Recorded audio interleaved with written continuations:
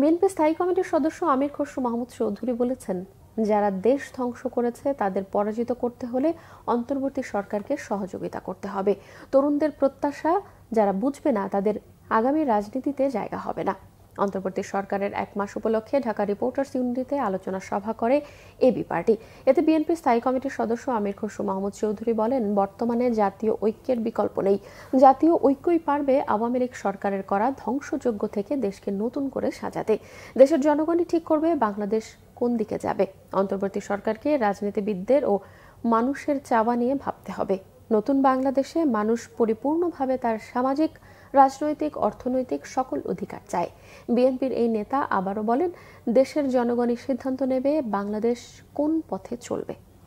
এটাকে তো আমাদের ধরে রাখতে হবে। শেখ হাসিনা পলায়নের পরে বাংলাদেশের মানুষের মনোজগতে যে পরিবর্তন এসেছে সেটা আমাদেরকে বুঝতে হবে। সেই মনোজগৎ কিন্তু আগের মনোজগতে নাই। এই মনোজগৎ হচ্ছে বাংলাদেশের মানুষ তার রাজনৈতিক, সাংবিধানিক, গণতান্ত্রিক অধিকার ফিরে পেতে চায় পরিপূর্ণভাবে। বাংলাদেশের জনসংখ্যার 65% বয়স হচ্ছে 35 বছরের নিচে।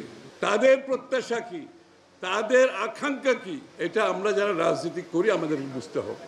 এটা যারা বুঝবে না, আমি দুঃখের সাথে বলছি, আগামী দিনের রাজনীতির প্রেক্ষাপটে তাদের জন্য খুব বেশি জায়গা থাকবে বলে আমি মনে করি না।